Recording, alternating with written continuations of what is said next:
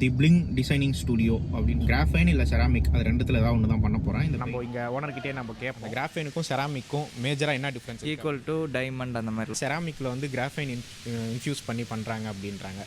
Pricing வந்து பார்த்தீங்கன்னா ஒரு காருக்குன்னு சொல்லுவாங்களா இல்லை நம்ம அப்ளை பண்ணுற ஏரியா என்னவோ அதை பொறுத்து அந்த ப்ரைஸிங். கிராஃபைன் கோட்டிங்கில் செராமிக் கோட்டிங் பண்ணதுக்கப்புறமா செல்ஃப் மெயின்டெனன்ஸே வந்து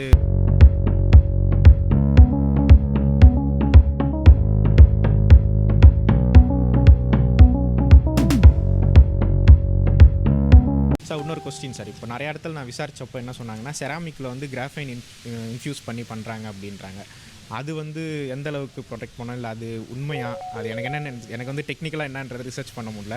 ஸோ அதை பற்றி கொஞ்சம் சொல்லுங்களேன். ஏன்னா நிறையா பேர் வந்து இப்போது கிராஃபைன்லாம் செராமிக்லாம் பண்ணுறதுல இன்ட்ரெஸ்ட்டாக இருக்கும்போது அவங்களுக்கு ஒரு நாலேஜபிளாக இருக்கும். அதை பற்றி சொன்னீங்கன்னா. ஸோ இந்த கிராஃபைன் கோட்டிங் வந்து பார்த்திங்கன்னா இப்போ நம்ம யூஸ் பண்ணியிருக்கிறது ஆர்டி ஷைன் சொல்லக்கூடிய ஒரு சிங்கப்பூர் பேஸ் பண்ண கம்பெனி. ஸோ இந்த கம்பெனியோட ஃபவுண்டர் வந்து ஒரு 20 வருஷமாக வந்து ஒரு இண்டிபெண்டன்ட் டீட்டெயிலராக இருக்கார். அவர் வந்து செல்ஃப் இன்ட்ரெஸ்டடில் இந்த கிராஃபைன் கோட்டிங் கண்டுபிடிச்சாங்க. இதை கண்டுபிடிச்சதுக்கப்புறமேல் வந்து பார்த்தீங்க அப்படின்னா சிங்கப்பூரில் இருக்கக்கூடிய இன்ஸ்டியூட் ஆஃப் அப்ளைட் சயின்ஸுன்னு ஒரு இன்ஸ்டியூட் வந்து சிங்கப்பூர் கவர்மெண்ட்டோட இவங்க இந்த இதை டெஸ்ட் பண்ணிவிட்டு அப்ரூவ்டு பண்ணியிருக்காங்க. ஸோ சிங்கப்பூர் கவர்மெண்ட் வந்து அப்ரூவ்டு பண்ணி இதை வந்து பேட்டன்ட் ரைட் பண்ணியிருக்காங்க. ஸோ இதுதான் வந்து பார்த்திங்கன்னா ஆர்ஜிஓ வந்து பண்ணி ஹை விஸ்கஸ் பாலிமரோட இன்ஃப்யூஸ் பண்ணன கோட்டிங். இதுதான் one of the best coating செராமிக்கில் அப்படின்னு பார்த்தீங்கன்னா ஐஜிஎல்னு ஒரு கம்பெனி இருக்குது. ஸோ ஸ்டில் வந்து ஐஜிஎல் வந்து கிராஃபைனை வந்து ஆர்என்டியில் தான் வச்சுருக்காங்க. அதுக்கு நடுவில் வந்து பார்த்திங்கன்னா நிறைய நம்ம ஒரு லோக்கல் கம்பெனிஸ்லாம் வந்து கிராஃபைனை வந்து நாங்கள் கண்டுபிடிச்சிட்டோம் அப்படின்ற மாதிரியும் அந்த கிராஃபைனை வந்து செராமிக்கோட இன்ஃப்யூஸ் பண்ணியிருக்கோம், செராமிக்கில் கிராஃபைன் இன்ஃப்யூஸ்டு அப்படின்னு சொல்கிறாங்க. ஆஸ் சயின்டிஃபிக்கலி செராமிக்கில் வந்து கிராஃபைன் வந்து இன்ஃப்யூஸ் பண்ண முடியாது. ஸோ கிராஃபைன் வந்து இன்ஃப்யூஸ் ஆகக்கூடிய ஒரே மெட்டீரியல்னு பார்த்திங்கன்னா பாலிமர் தான்.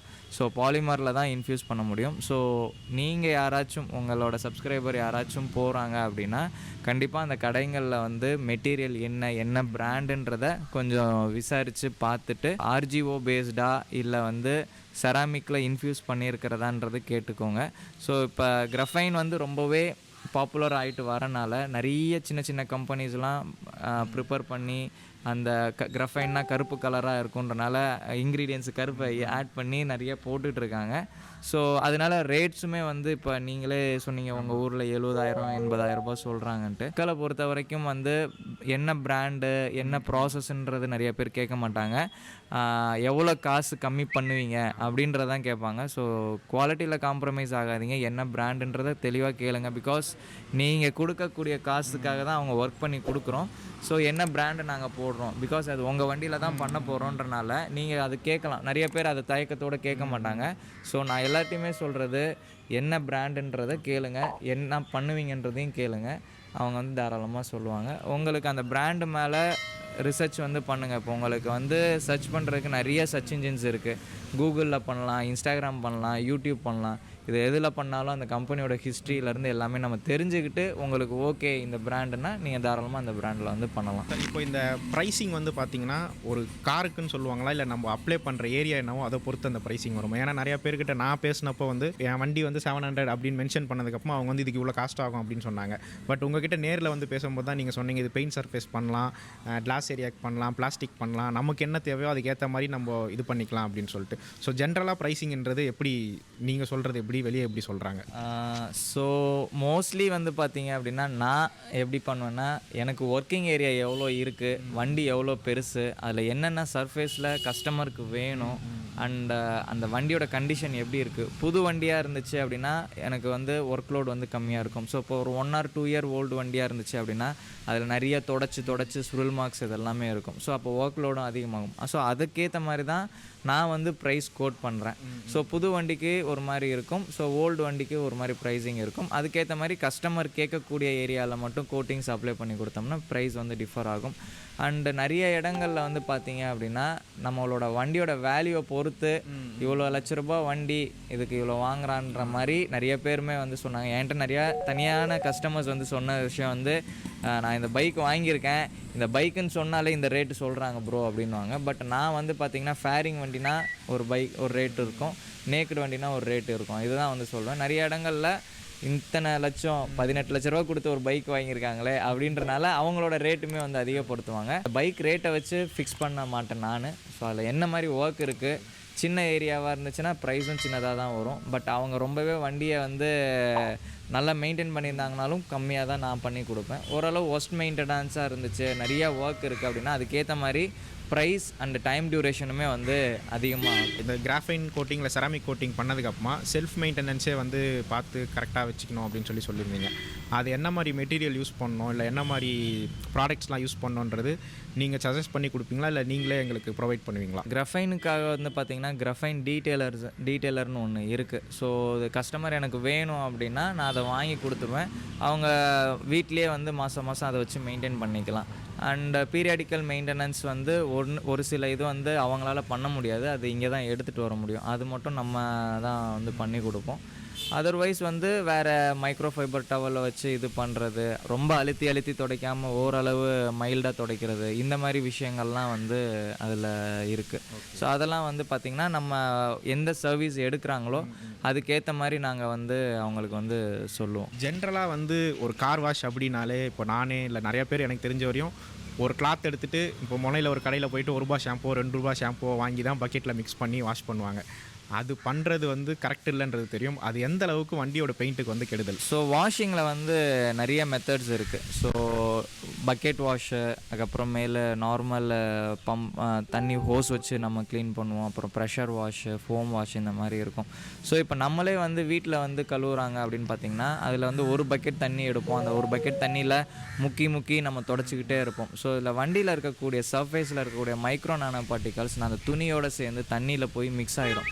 ஸோ நீங்கள் நல்லா கவனித்து பார்த்துருப்பீங்க, நிறைய பேர் ஒரு பக்கெட் வாஷ் பண்ணும்போது அதில் அந்த துணியில் இருக்கிற ஆளுக்கும் வண்டியில் இருக்கிற ஆளுக்கும் தண்ணி எடுக்கும்போது நல்லா கண்ணாடி மாதிரி தெளிவாக இருக்கும். அதுக்கப்புறமேல வந்து பார்த்திங்கன்னா ப்ரௌன் கலரில் மாறிடும்.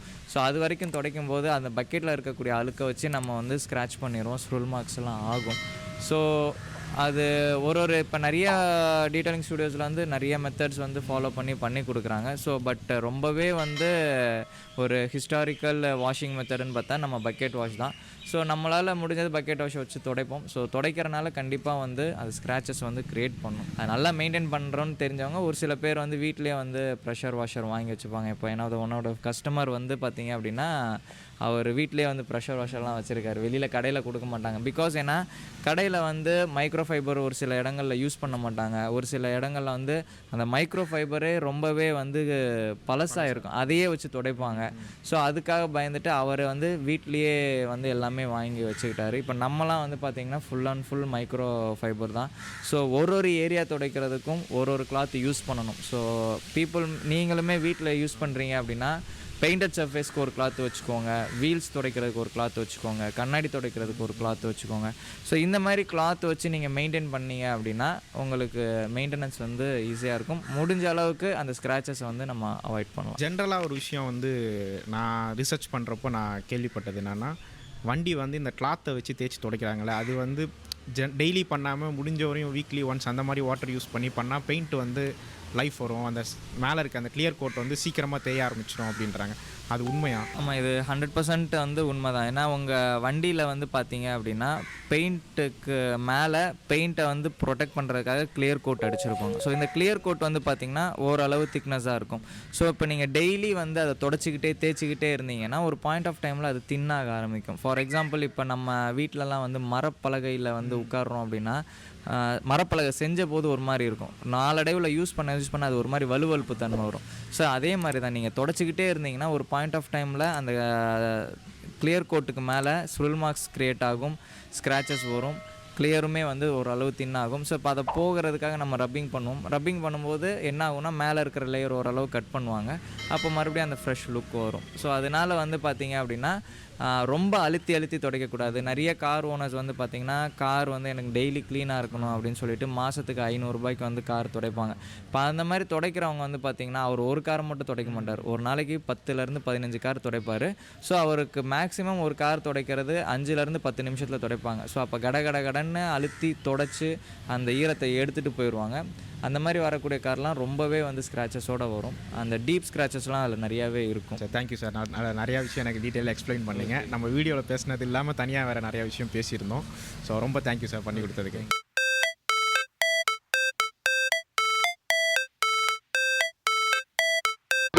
it's supposed to feel.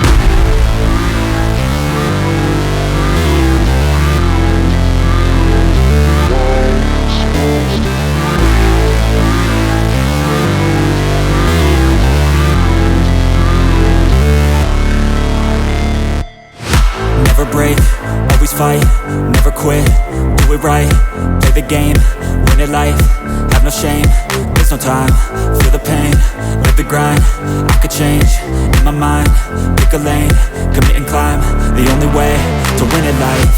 I never miss, that's fact, taking big swings, bitch, hand me the bat, put me in the ring, you'll go out in a bag, cause I sing what I mean and I bring it to the mad light. Ain't got time to kill, I got time to feel, I took the red pill, I know life's short so I wanna live real, but how's it supposed to feel?